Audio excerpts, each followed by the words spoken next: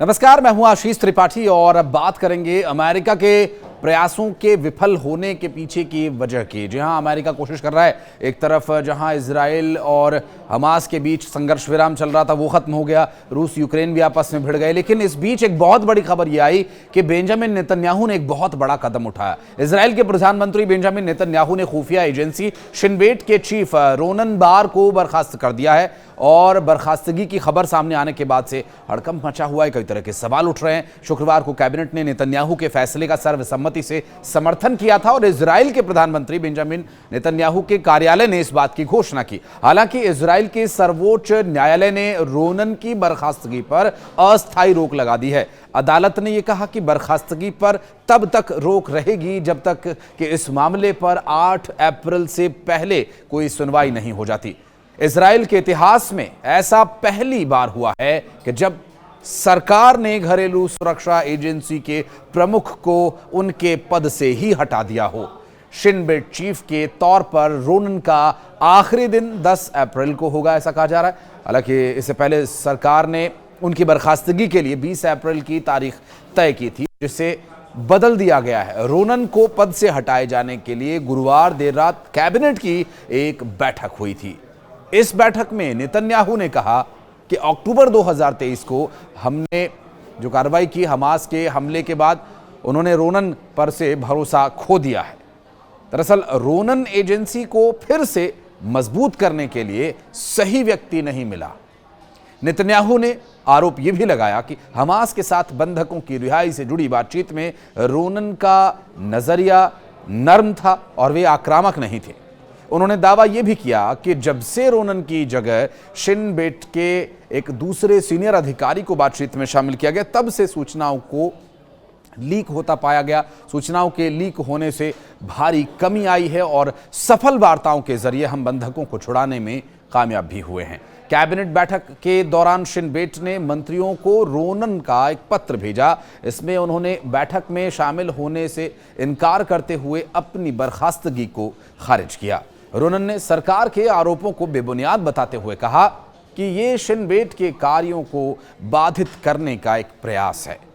Ronan ने पत्र में चेतावनी भी दी कि नेतन्याहू देश को अंदरूनी और बाहरी स्तर पर कमजोर कर रहे हैं।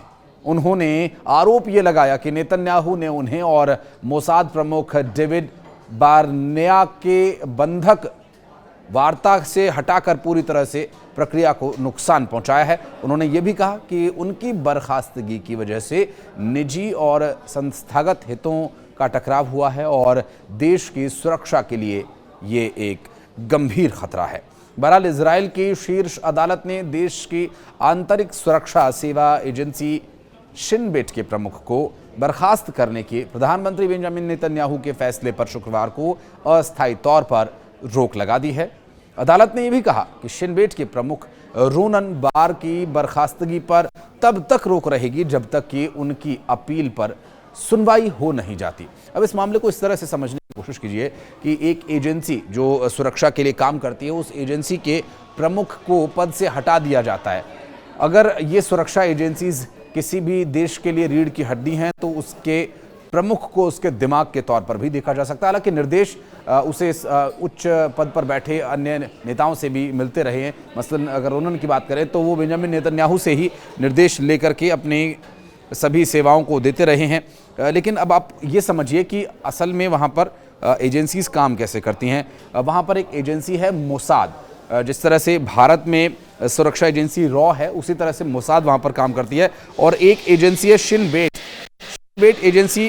जिस तरह से भारत में इंटेलिजेंस ब्यूरो आईबी काम करती है, उस तरह से वहाँ शिन बेट काम करती है। और अमन जो कि भारत की मिलिट्री इंटेलिजेंस यानी एमआई की तरह काम करती है। तो जो रोनन है वो शिन बेट एजेंसी के प्रमुख थे और अब उन्हें हटा दिया गया है। सर्वोच्च न्यायालय के फैसले को अगर गौर किया जाए तो नेतन्याहू मंत्रिमंडल के रोनन को शिन बेट के प्रमुख पद से हटाए जाने के प्रधानमंत्री के अनुरोध को मंजूरी देने के कुछ घंटों बाद ये अदालत का फैसला। अदालत ने यह भी कहा कि रोनन की बर्खास्तगी के फैसले पर 8 अप्रैल तक रोक लगाई गई है और इसकी अवधि में की अपील पर सुनवाई होगी। नेतन्याहू के कार्यालय ने यह कहा था कि रोनन की बर्खास्तगी 10 अप्रैल से प्रभावी होगी, लेकिन अगर उनकी जगह कोई नया प्रमुख उन्हें मिल जाता है तो ये पहले भी हो सकता है। इजराइल के अटॉर्नी जनरल ने फैसला सुनाया कि मंत्रिमंडल के पास रोनन को बर्खास्त करने का कोई कानूनी आधार नहीं है और हमास की ओर से इजराइल पर 7 अक्टूबर 2023 को किए गए हमलों के संबंध में शिन बेट की रिपोर्ट में सुरक्षा एजेंसी की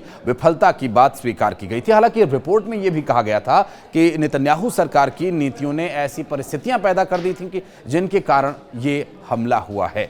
बहरहाल इन परिस्थितियों से निकल पाना इजराइल के लिए एक बड़ा चुनौतीपूर्ण कार्य हो गया, क्योंकि आज के समय में जहां एक तरफ अमेरिका का उस पर दबाव है कि वो युद्ध विराम बनाए रखे और दूसरी तरफ अपने बंधकों की रिहाई के लिए लगातार वो प्रयास कर रहे हैं, और इस बंधकों की रिहाई के बीच इस तरह का एक बड़ा कदम कई तरह के और भी सवाल खड़े करता है। सवाल ये भी खड़े करता है कि क्या बेंजामिन नेतन्याहू का उनके अधिकारियों से सब कुछ ठीक चल रहा है या नहीं। बहरहाल इस विषय पर अगर आप कुछ राय रखना चाहते हैं तो कमेंट सेक्शन में आकर ज़रूर बताइएगा। और इजराइल ने इस समय जो ये कदम उठाया, इसके दूरगामी परिणाम हो सकते हैं अंतर्राष्ट्रीय स्तर पर जिस परिस्थिति से वो गुजर रहा है। धन्यवाद।